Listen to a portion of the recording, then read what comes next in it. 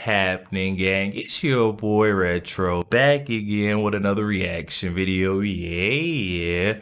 Today we got another huge update. You guys can probably already tell it is going down. Just by that title alone, you guys are definitely gonna want to see this one, as we got our great President Donald Trump holding true, keeping his promise once again, as he's just released all of the JFK files, and I'm going to say what's inside is sure to surprise. I'm excited to get into this one, so we're not straight into it. Just make sure you guys hit that like button, hit that subscribe button for your boy, and without further ado, let's get straight into it, folks. Check this one out. The Cubans, don't ask too many questions. Oh, he was radicalized Marxist. Don't ask too many questions. Shut up. He's dead, right? Shut up. Don't ask. How about Israel? CIA assisting Israel in the development of nuclear weapons. Even prior to JFK's administration, JFK's attempts to stop Israel from developing the nuclear bomb was seen as an existential threat to Israel's existence. Yikes. Then when it came to what gets redacted in these documents, they state, the CIA states, the only thing that we actually want redacted is the term Israel, Israeli, and Israeli intelligence. Yikes. CIA has no objections to the declassification or release of information of this document except these words, Israeli intelligence. CIA requested that any mention of Israel be redacted from the JFK files. Israel is literally the only thing that they're requesting be redacted. Okay. So here's what we know. We know that CIA counterintelligence chief James Angleton marked the redaction of Israeli intelligence services in their cooperations with the CIA. Now, the reason for this may not be as nefarious as it seems, or maybe even more nefarious. Here's what we know. That the CIA assisted in Israel getting a nuclear weapon. Now, Israel getting a nuclear weapon, especially just in the decade or two after the creation of the nuclear weapon, is a very scary prospect, because you don't want a bunch of nuclear bombs going around the world, and nuclear proliferation is a bad thing. But the CIA helped them smuggle the uranium out of America and into Israel. Processed uranium for the U.S. Navy is alleged to have been smuggled materials into Israel for the development of nuclear weapons starting in 1961. Months before his assassination, Kennedy wrote a strongly worded letter to Israeli Prime Minister David Ben-Gurion demanding international inspections of his nuclear reactors to make sure that they're not creating a nuclear bomb. This followed Kennedy's 1961 directive for American inspections to verify that Israel was not developing nuclear weapons. Israel staged a fake control room and dummy installations to conceal its efforts from American scrutiny. LBJ allowed the Israelis to continue building their nuclear weapon. Kennedy didn't want it, for obvious reasons. This is the individual at the CIA who was responsible for the Kennedy assassination. I'm not sure.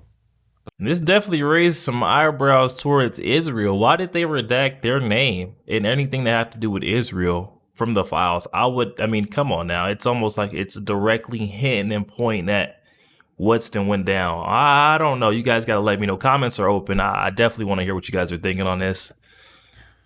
For the Kennedy assassination, I'm not sure.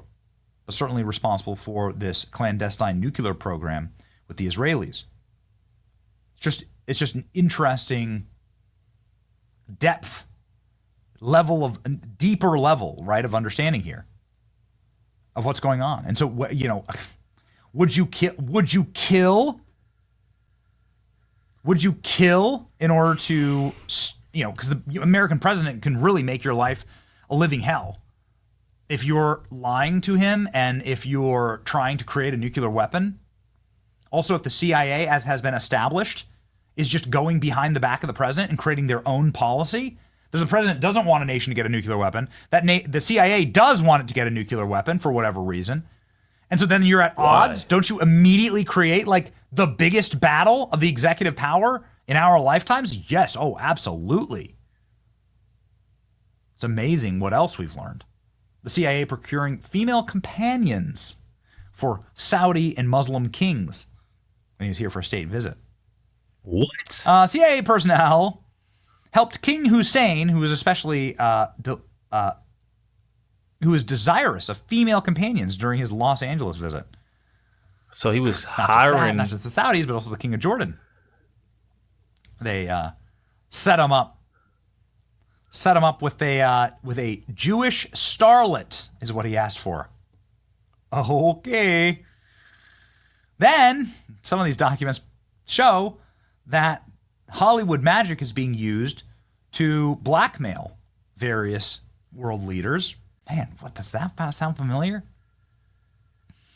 Look at this.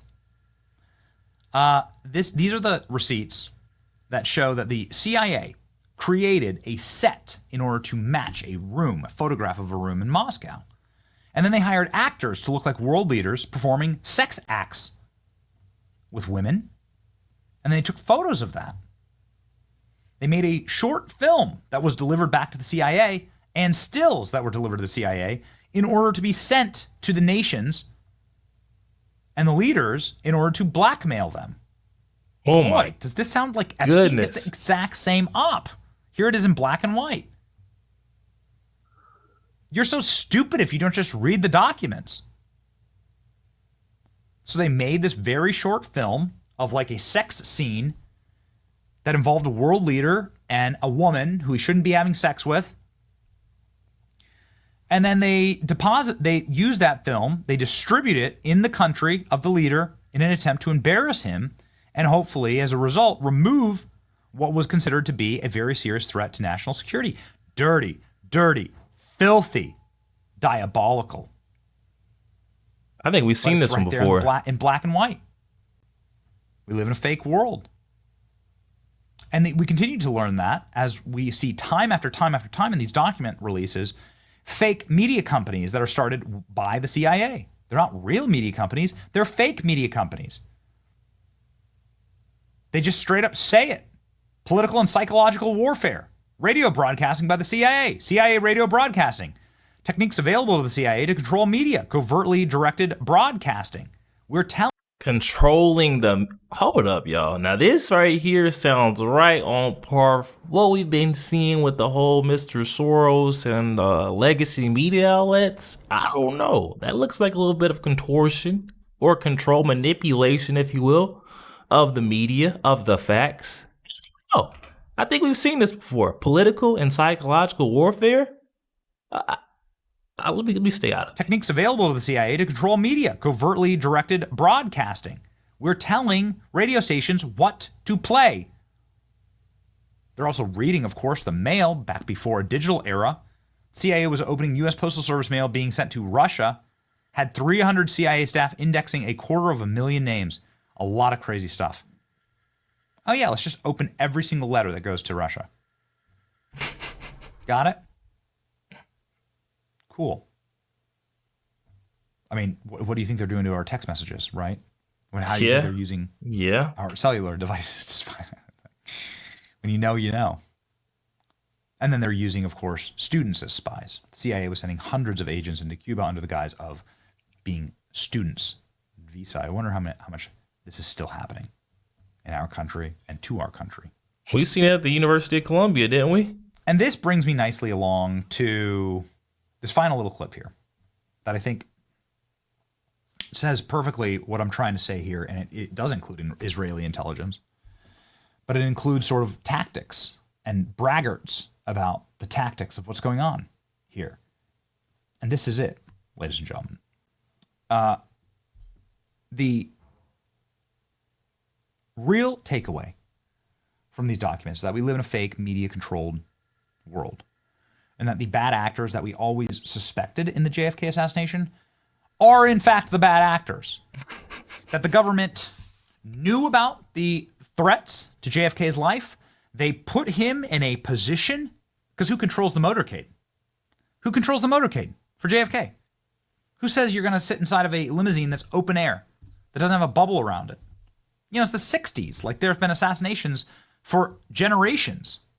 Franz Ferdinand, I mean, multiple presidents assassinated. Of course you don't drive them through without a bubble around of protection. They forced JFK into a kill box, much like they've done with Trump. And that's the real crime here. That's how you keep your fingerprints off it, right? You create the conditions for the killing. And then you say, you shrug your shoulders. That's what the documents really show. And they show that the world is very much a stage for these people, and they cast guys like Lee Harvey Oswald, right? They look for people, they cast them in these roles, and then they blame everything on them, and they say they knew nothing about it. But they did know about it. They were warned about the Kennedy assassinations. There was something very dark and nefarious going on with Jack Ruby. Somebody knew that Jack Ruby was going to go kill Oswald. They were all going to kill JFK. There are vested interests that are very heavy on the chessboard. Marxism, definitely. Mob actions, definitely. Like nuclear proliferation, absolutely. And this Mossad agent right here kind of explains, like, puts a bow on all of this, whether it's the fake hotel rooms and the Epstein stuff that they were creating with world leaders, right? You can see it all there in the documents, or like the biological weapons and the weather control, which are there in the documents as well. The death of the world leaders or the overthrow of these regimes, it all goes back to the same basic point, which is that they believe that they control the world, and that all the rest of us are just living inside of a fantasy, and they're actually the ones in charge. Convince Hezbollah to buy this? Well, obviously, they didn't know that they were buying it from Israel. Who did they buy it from, or think they were buying it from? We have an incredible array of possibilities of creating foreign companies that have no way being traced back to Israel. Shell companies over shell companies who affect the supply chain to our favor. We create a pretend world. We are a global production company. We write the screenplay. We're the directors. We're the producers. We're the main actors. The world is our stage. Yo, there we have it, guys. That one coming from our friend Benny Johnson. I'll definitely be sure to leave that original video link down in the description box below. Those who want to go over there and check that entire thing out, also you guys go over there and show our friend Benny Johnson tons of love and support because he's a great guy. Oh my goodness, guys. It was all a lie. I mean, after this one, I think it's safe to say I never want to hear the word conspiracy theory ever again. I mean, we've seen this play out in front of us multiple times. And this all looked way too similar to what we've seen happen with Donald Trump. I want those files maybe released next. Let's see an investigation into what truly happened that day in Butler, Pennsylvania. This is absolutely insane. I think there's one tidbit that we have to remember that ties this all together, make mental note of, and it's the fact that JFK was seriously against secret societies, and that may have been why they came after him, guys. I'm excited to get you guys' thoughts on this. Was a lot to unpack. Definitely hop in the comment section. Comments are open. Let me know what you guys are thinking. Also, make sure you guys hit that like button. Also, hit that subscribe button. If you enjoy more content like this, catch you guys on the next one.